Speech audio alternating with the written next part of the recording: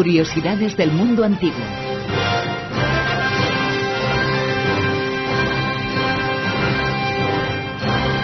Con Ignacio Monzón, muy buenas noches, Ignacio. Muy buenas noches, Bruno. Hoy hablamos de Yo Claudio, bueno, del personaje, evidentemente, no de la película, pero sí. la obra basada precisamente en su magna autobiografía, Yo Claudio, que tiene un montón de volúmenes, ¿no?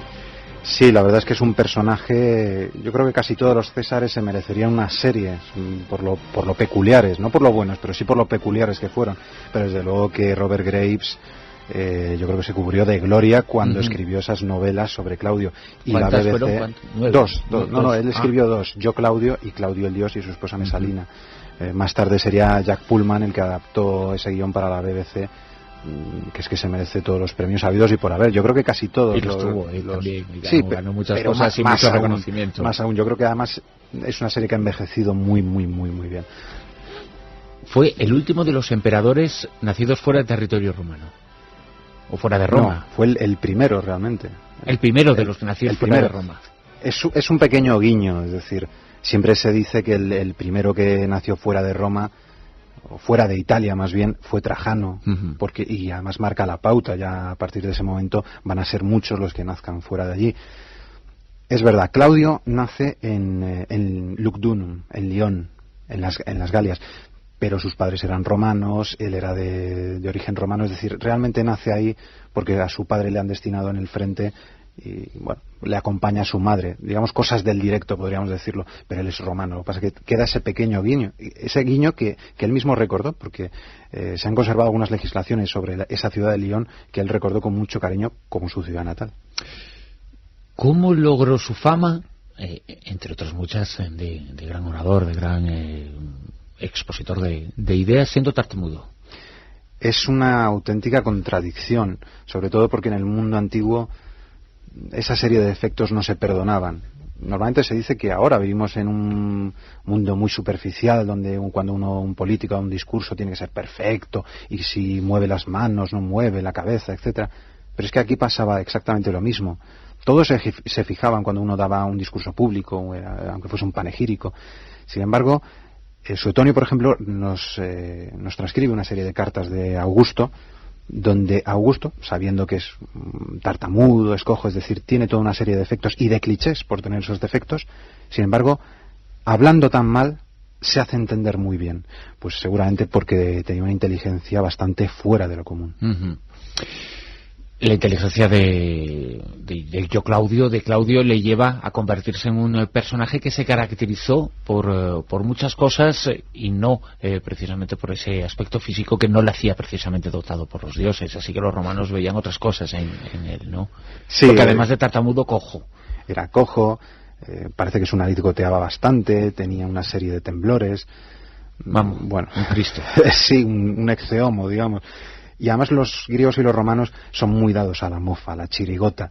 Reírse del rival es algo que les encanta. Entonces cuando uno, y más cuando llega a estos niveles de importancia, tiene algún pequeño fallo, un pequeño desliz, pues se ceban sobre él. Seguramente se cebaron sobre Claudio, aunque todas las fuentes nos dicen que tenía estos problemas. Pero dotado de una cultura y de un saber hacer bastante. Manejaba varios idiomas, sí. Tenía un conocimiento, sus maestros habían sido muy importantes. Uno de ellos fue el historiador Tito Livio. Y de hecho, como decía un magnífico profesor mío, don José Pascual, este hombre era muy listo, Claudio. ¿Por qué? Porque era historiador, ¿no? Ahí se demuestra su gran inteligencia. Tito Livio, como dices, era uno de sus maestros, uno de sus profesores, y él, a nivel bélico, ¿qué podemos destacar? Aunque no ocupó grandes cargos, normalmente un joven, y más aún un joven como Claudio, que viene de una familia muy buena y por lo tanto también tiene ciertas obligaciones públicas, por lo menos tiene que hacer el paripés o de que va a la legión y digamos que hace la mili, no ocupó ningún puesto de mando.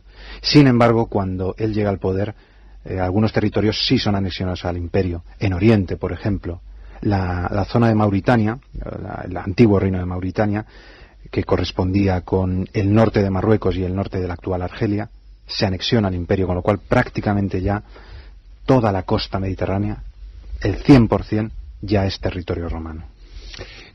Dice te voy a contradecir un poquito lo que has señalado anteriormente, ¿no?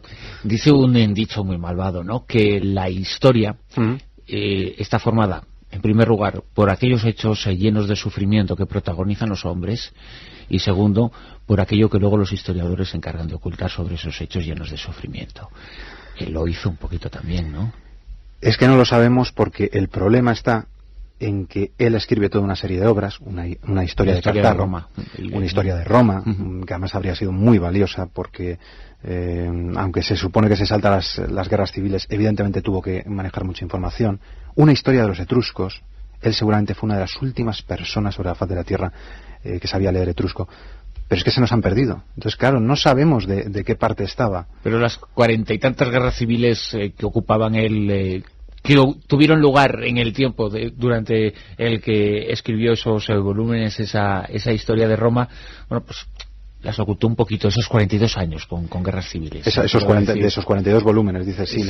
Las guerras civiles políticamente incorrectas, ¿no? Claro, lo que pasa es que Suetonio y demás concuerdan, Suetonio, Tácito, Flavio Josefo, que él 42 guerras civiles, decía bueno. yo, los 42 volúmenes, madre mía, si iba a tener 42 guerras civiles, el pueblo romano no estaríamos hablando de él, me parece a mí. Desde luego a ellos se les hizo muy largo, o sea, sí. Pero él tuvo bastante censura, pero muchísima censura, porque, bueno, digamos que le dejaban bastante libertad porque era como el tontito de la familia, pero parece ser que Libia se enteró y, bueno, hubo que censurarle, porque, claro, estaba hablando sobre unos temas que eran muy peliagudos, tanto si se posicionaba en un lado como en otro. Entonces, digamos que era mejor no mencionarlo porque las cosas estaban todavía muy recientes. Contigo hemos hablado en muchas ocasiones de lo importante que fue y de lo grande que hizo a Roma la construcción de numerosas obras dedicadas a facilitar la vida social de los romanos. Él también contribuyó, por ejemplo, a construir puertos y a esas obras públicas, a hacerlas grandes, ¿no? Sí, porque además la verdad es que casi todas sus campañas, menos la gran campaña de Britania, que no le supuso grandes beneficios fiscales, sí morales o sí políticos, porque era el primer gran conquistador de más allá del océano. Incluso conquistó a los moros. Sí, señor, a los mauritanos. De ahí viene la expresión, ¿no? Exacto, pues son los mauri, y en castellano ha derivado a moro. Pero mira, Mauritania, por ejemplo, sí fue anexionada pacíficamente. Eso sí que fue un ahorro, por lo menos, de legiones. En Oriente, pues pasó muchas veces igual. Entonces sí es verdad que pudo destinar una gran cantidad de recursos a perfeccionar todas las infraestructuras, porque eso siempre ha sido necesario absolutamente en todos los imperios y en todos los reinos. En Ostia, por ejemplo, es muy recordado como él, además por un gran barco, un barco gigantesco que había construido Calígula para traer un obelisco y que se había quedado varado, gracias a eso construye un enorme malecón para mejorar el gran puerto de Ostia, que más tarde Trajano volvería a mejorar, pero todo para mejorar las infraestructuras y poder abastecer a Roma de una manera mucho más eficaz. Y se acordó de él también nuestro genio patrio, Séneca. Sí, bueno, Séneca con que era romano, pero lo hacemos nuestro porque estaba en nuestro territorio, por lo menos. Sí, porque además una cosa no quitaba la otra. Sí, claro. Él era de Córdoba y muy orgulloso de Córdoba, pero también era romano, no quitaba una cosa no quitaba la otra. Desde luego se vio un poquito de mala uva por parte de Séneca, porque aunque Claudio además ha quedado como un ser muy querido, pues hombre, se dejó dominar por sus esposas, sobre todo por la cruel Mesalina, ¿no? Ese gran monstruo que fue para la historiografía posterior, por Agripina.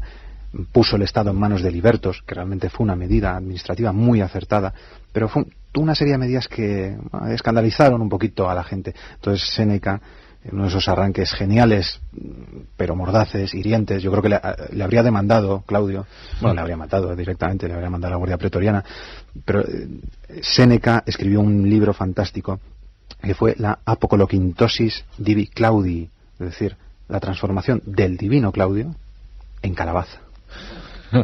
Esto es que evidentemente no se entiende igual, se entendía mejor en su época, porque cuando un emperador bueno moría, se da un proceso que se llama la apoteosis, es decir, la transformación en ser divino. Claro, pero es el encalabaza. Claro, él usa un giro lingüístico para decir, la calabacización, no sé cómo podríamos decirlo, la transformación en calabaza de este personaje.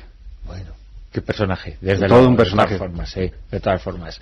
Y muchas cosas que tuvo que contar y que vivió y que contó en esos 8 libros de su autobiografía, como no era una. Ahora al final, por lo menos, digo los libros que él escribió de su autobiografía. 8, corrígeme. 8, sí, 8 volúmenes. Bueno, 8 por lo menos son los que van a salir de esta sección Curiosidades del Mundo Antiguo con Ignacio Monzón. De momento, ese libro Curiosidades del Mundo Antiguo, con el sufrimiento, pero triunfando en las librerías. Ya preparando además la segunda edición. Pues por eso, la segunda edición, el ya segundo tomo, bueno, si ya te digo yo que vas a superar a Claudio. Muchas gracias, Ignacio. Muchas gracias, Bruno.